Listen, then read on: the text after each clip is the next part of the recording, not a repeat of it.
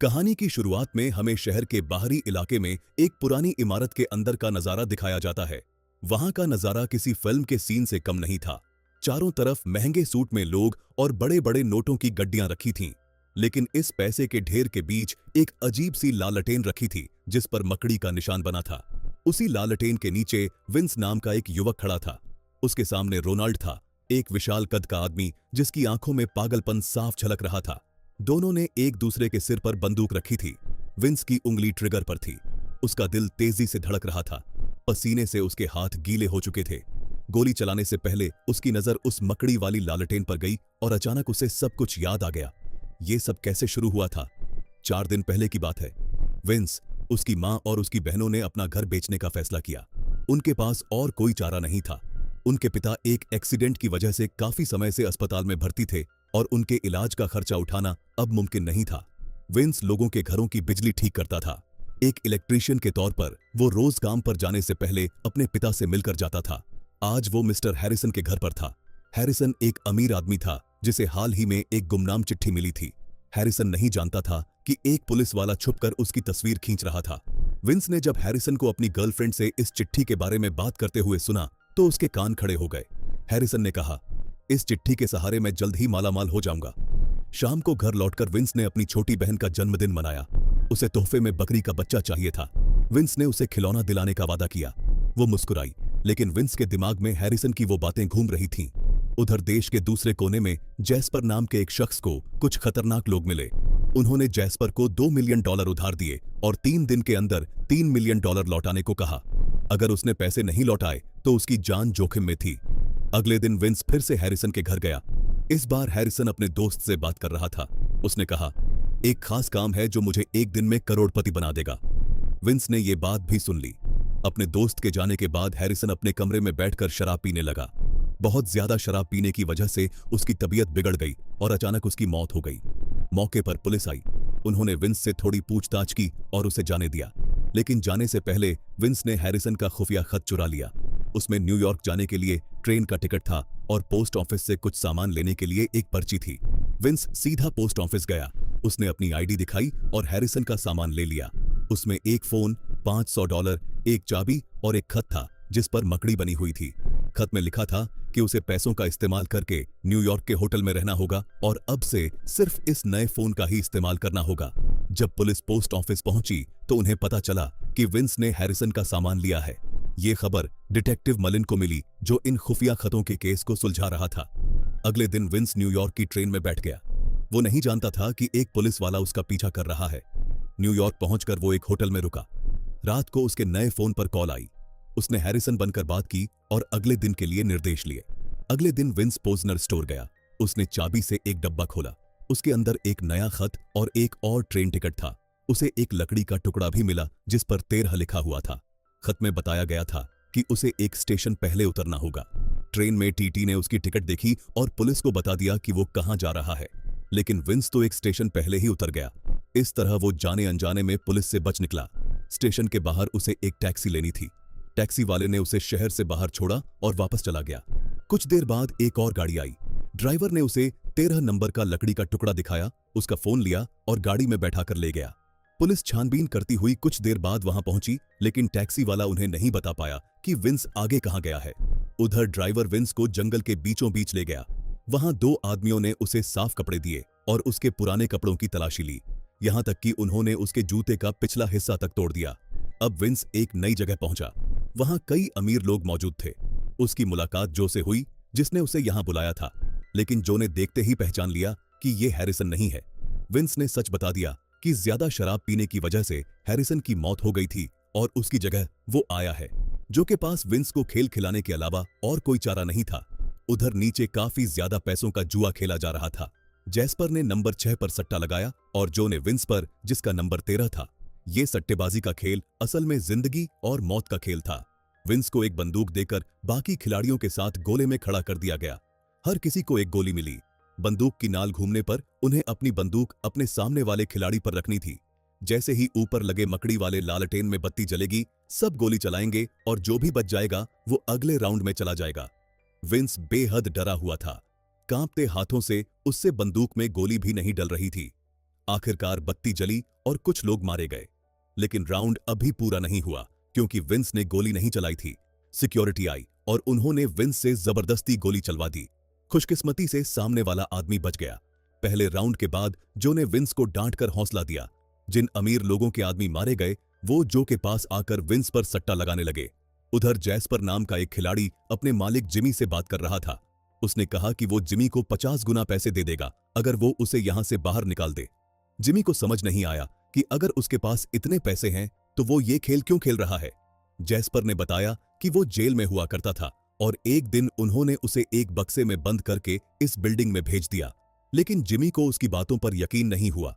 Jasper ने यह भी देखा कि जो कोई और नहीं बल्कि उसका अपना सगा भाई रोना था। दरअसल रोना पागल खाने में रहता था, लेकिन जैस्पर ने उसे बाहर निकलवा लिया ताकि वो उसे अपना खिलाड़ी बना सके। दूसरे राउंड की शुरुआत हुई। इस बार हर बंदूक में 2 गोलियां थीं।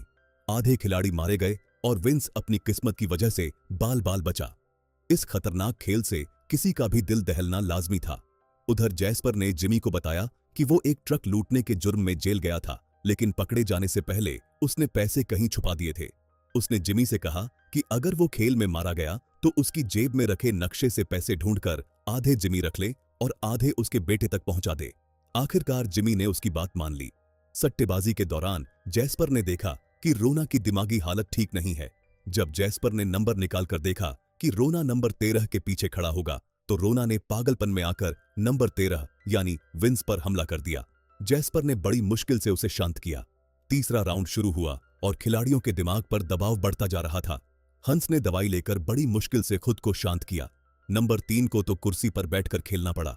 उधर रोना ने फिर से विंस पर हमला कर दिया और बाकियों ने बड़ी मुश्किल से उसे छुड़ाया। इस राउंड में हर खिलाड़ी के पास 3 गोलियां थीं। बत्ती जलने पर सबने गोली मारी और अब सिर्फ 5 जिंदा बचे। विंस, जैस्पर, रोना, नंबर 3 और नंबर 9।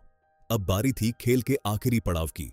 टेबल पर 5 ढकी हुई बॉल्स रखी गईं, जिनमें से 2 काली थीं और 3 सफेद। हर खिलाड़ी के मालिक ने एक बॉल निकाली।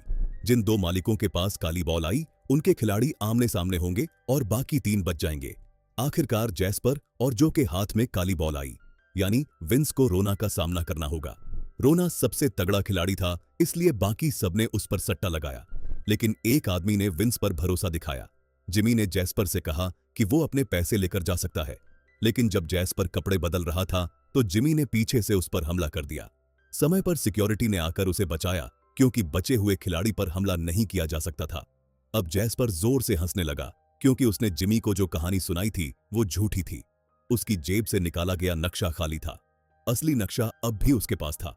उसने वहां से चलने से पहले नक्शा जला दिया। आखिरी राउंड शुरू होने से पहले रोना गुस्से में चिल्लाकर जैस्पर से इनाम का हिस्सा मांगने लगा। वो जानता था कि उसके माँ बाप ने जैस्पर को उसकी देखभाल के लिए पैसे देकर छोड़ा था, लेकिन जैस्पर ने उसे पागलखाने में डाल दिया। जब जब जरूरत होती वो रोना को बाहर निकालकर अपना खिलाड़ी बना लेता, लेकिन इनाम का एक भी हिस्सा रोना को नहीं देता था।